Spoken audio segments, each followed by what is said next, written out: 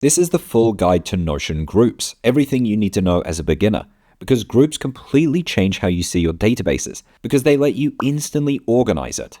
So by the end of this video, you'll understand how to use them and a few use cases. Because if you use normal to-do lists or simple tables, you are simply using 1% of what Notion has to offer.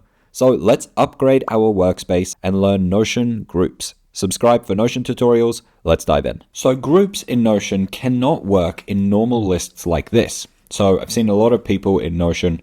This here is how they create tasks or add notes, stuff like this, or even creating pages like this project page here. This here cannot be grouped. In order to access Notion groups, you have to use a database.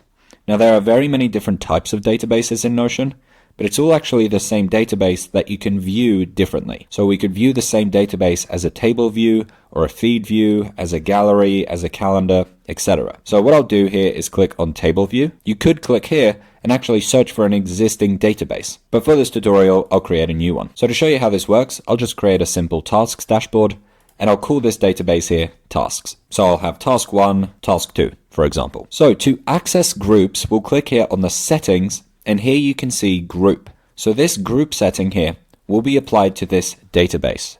And not only this database, but specifically this database view. So if I add another view in here, so it's the same database, what I can do is group, so add a group setting to this specific tab, aka this view.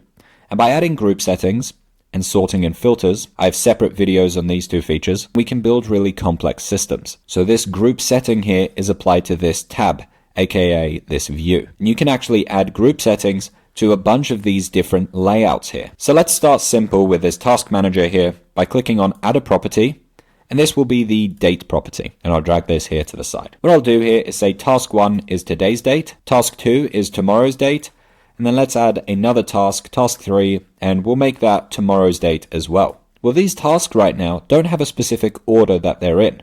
So I can drag these around like that. So now I have the 28th, and then the 27th, and then the 28th again. Well, what we could do is group these tasks here by the date.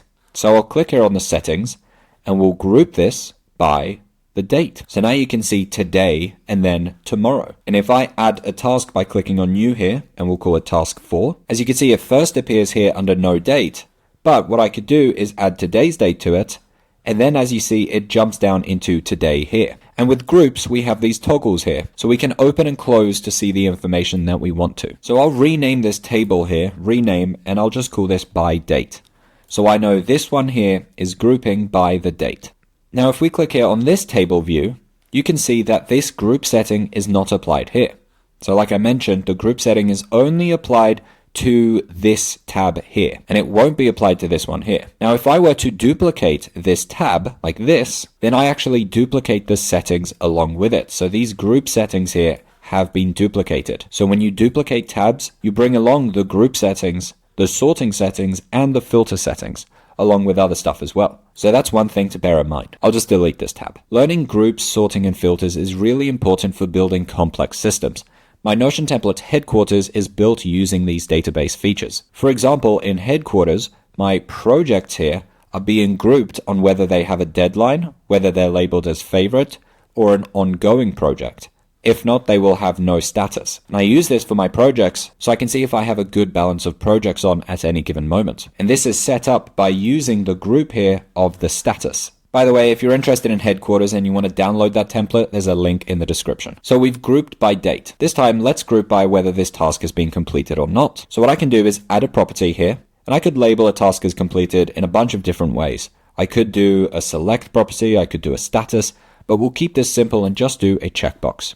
In this checkbox here, I'll just do a spacebar, as we understand what a checkbox is. So let's say I mark these two tasks as complete. Well, because there's no settings to this tab right now, there's no filter settings, there's no sorting settings, and there's no group settings, these here can be dragged around in any order. So what we'll do is group these now by whether the task has been completed or not. So now you can see here are all the tasks that are completed, and here are all the tasks that are not completed. This here can be extremely useful to work with, because now here I see, hey, here are all the tasks that are not done yet, and the second I tick it in, it gets removed from this toggle here, and gets added to this toggle. So we've grouped by checkboxes and we've grouped by dates. Let's have a look at another view. So I'll click here on table and group this by the importance. So I'll click here on plus and we'll add a select property for this. And this here will be either important, or I'll add another one which is not important. So I'll rename this here to the importance. So in this tab now, I want to group this by how important it is. So in this tab here, we are grouping by the date. In this view here, we are grouping by whether it's complete or not. In this tab here, let's group this by how important the task is.